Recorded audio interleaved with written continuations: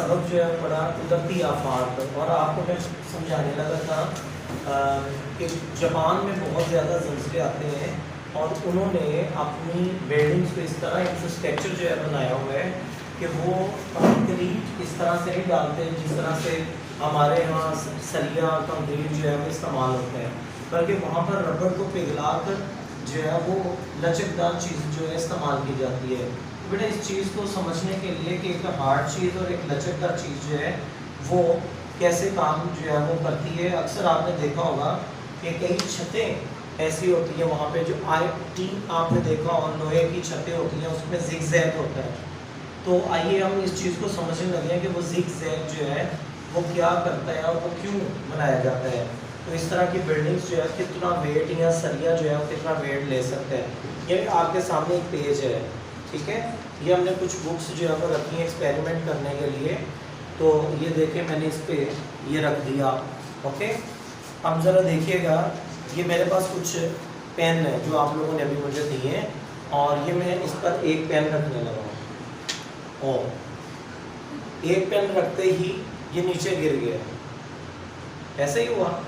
तो आइए अब इसको थोड़ा सा चेंज करते हैं, इसकी चीज़ें हमें सीखने को मिलेंगी। एक अकड़, जो ये पहले पेज क्या था, अकड़ा हुआ था। अकड़ जो होती है इंसान का गुरूर जो है वो मलियामेट कर देती है। अब ये आपके सामने उसी पेज को ही मैंने थोड़ा सा इस पे इसने सख्तियाँ बर्दाश्त की हैं। क्या बर्दाश्त की हैं? ठीक है, अब इसको थोड़ा सा मैं इसको कर दूँ जी, सेट कर दूँ ताकि आपको सही तरह से समझ आ जाए।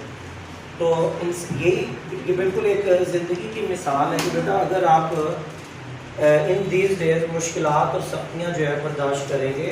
ये देखें मैंने इसको और ज़्यादा मूव कर दिया, तो ये आपके सामने वही कागज़ आ गया। तो अब इसकी जो है वो हम ताकत को चेक करते हैं। तो कौन से कलर का पेन था जी पहले? ब्लू।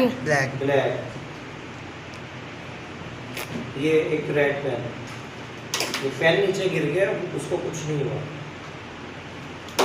थोड़ा सा इसको सेट कर दो।